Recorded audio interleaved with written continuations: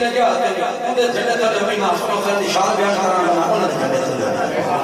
सीधी गल मेरी अपनी बात को खाते ला करो लेकिन मेरी मोहब्बत हसन हुसैन नाले से आवाज क्योंकि